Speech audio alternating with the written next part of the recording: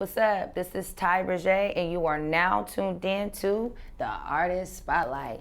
No one checking up on me. I was everybody's favorite.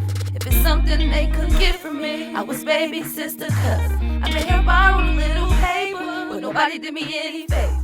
And after I flipped the whole... Hey, it's Briege. Well, of course, I'm from the 6. I'm from Seattle. My government original name is Tyrana Briege Brinson. Ty for short. I got Ty from one of my ex-boyfriends, and it stuck after that. Paper Chaser Records, shout out to them. I mean, I always sang in churches. Shout outs to Rainer Avenue Methodist Church. That's where it really all started at. And I did little neighborhood pageants, schools, assemblies. But my first recording session was at Paper Chaser Records. Rest in peace to B Skis. Yeah.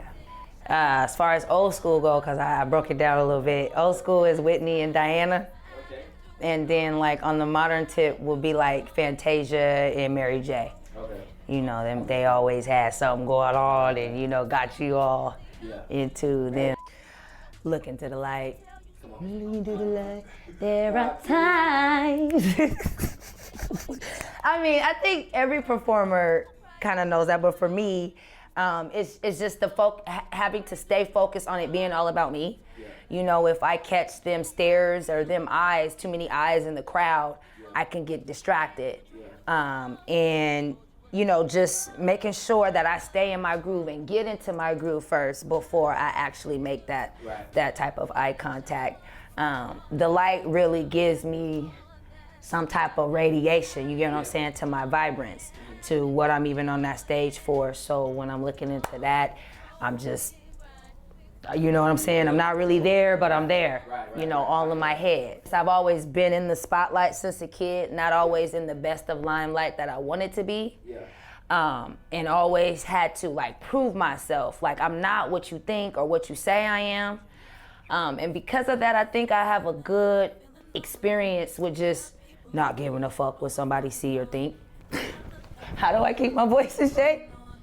How do I keep my voice in shape? Lolos Lemonade is great.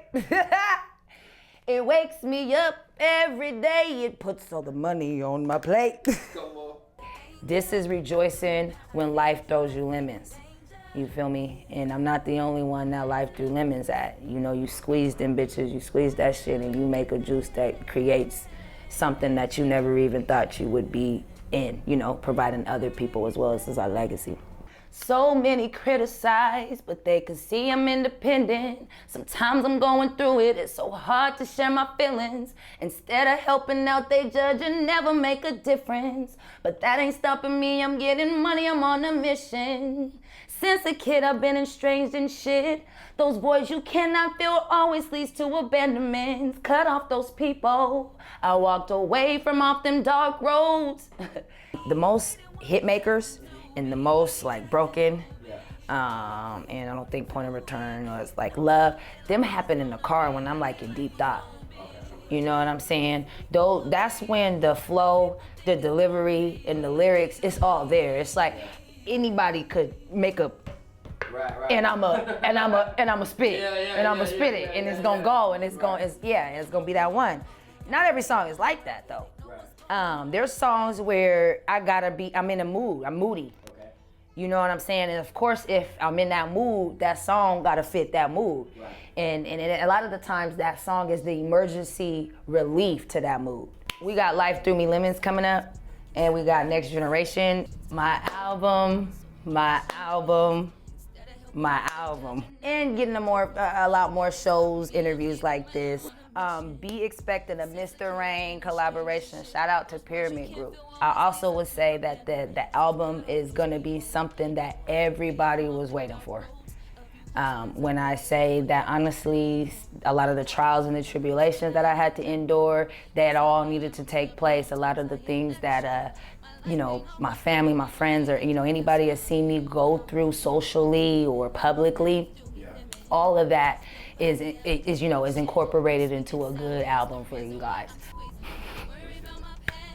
The hate, and I mean that to say, because it would be the love, but you don't know how real that really is. until you like experience getting hated on from family, friends, you know what I'm saying? People you done grew up with, slept on the same couch with, you know, people in your city that know you, don't know you, you know what I'm saying? Like when your city constantly throwing shade on you and what you do it for, you know what I'm saying? The whole disregard and the whole dismissive, you know, she ain't in her purpose or she ain't supposed to be, you know what I'm saying? Like she ain't who she really is type stuff. That's when you really know you're doing something right. Fame was, I auditioned at Cleveland High School. Fame was done by Broadway-bound children's theaters. The late Jimmy Nixon, R.I.P., shout out to him, someone who believed in a lot of young black kids. Like I said, we auditioned at Cleveland High School. I got a lead role of being Miss Sherman. I didn't even know about Fame. Fame was like this old school movie or play that, you know, our parents was just like, oh, Fame was, you know, I guess that, you know, all these kids went to this talent school or this school of arts, pretty much. They was all destined to be stuff, you know, somebody. And Miss Sherman was, you know, pretty much just a dedicated, hardcore teacher that believed in all her students. She didn't play that. You know, she instilled what she wanted to instill in her children as far as the type of quality of life they could have, the type of future that they could have. So when it comes down to like that whole production, I met, Michael, Lamont, I'm trying to think, Shaniqua was the main character. What was her name? Because the high school, Shaniqua had to play a drug addict. Or just a high school girl who was experienced in drugs and just a hard life and stuff. I don't overcome it. What I do, I got like an archive folder. So when I am in that constructive mood and my energy's there and I know I'm writing a good 7 songs throughout a 2-day span or whatever, I know I'm producing at a intense rate, I'm saving it for later. I'm already making them plans for if I need to come out and create a mixtape, a single, an album. And this is why my album is gonna actually be a little bit more easier to create and orchestrate, should I say. Love. My song Love, that's on YouTube right now. You can go see that video. It was about death. Love was about death. My best friend since 7th grade had passed away in her sleep. And then it was the first time death was really like, you know, a lot of people were dying. But that death was more, you know, new. It was more close. I was like, damn, death is getting closer to me. You know what I'm saying? I wasn't the one, other than my late grandparents, I haven't really experienced someone I truly, truly loved and care about dying. You get what I'm saying? Rest in peace to Jennifer Harm. Like I was in middle school when she passed away, but it wasn't, we wasn't deep enough yet. You get what I'm saying? Like for me, you know, so I mentioned her and Nipsey Hussle that year, cause them Crips flew the highest to me and I was so blue. Essentially my male best friend, Eric Turner, shout outs to you, had just got released from prison. I think he had did like 8 or more years on some falsified type of charges, you get what I'm saying? So we were like honoring his freedom as well. You get what I'm saying? Like all of the, I guess the deaths that he has, you know, all the grief and the deaths that he's endured or whatever. So it was meaningful like a motherfucker. We was all in white. You know, KG, I told him, well, we gotta shoot it on April 5th, it's Palms Day, you know, like we was at the, I was like, get my grandma's grave, get my grandpa's grave, make sure you know, because we was at the same grave site that my late grandparents were buried in and everything, you know. They kicked us out of it was like, hey, you know, because that was during the pandemic when it first started or something. We weren't really supposed to be there, but we had got it. God was with us. My ancestors was with us that day, make sure then we had to go to a whole nother cemetery, actually, to finish it, to be honest. But yeah, shout outs to Rihanna though. She was there. That was another old good friend of mine. And I just wanted to reflect, you know, who was with me at the time. Them two was with me. Them was my wings. Just to get this album done and do more shows.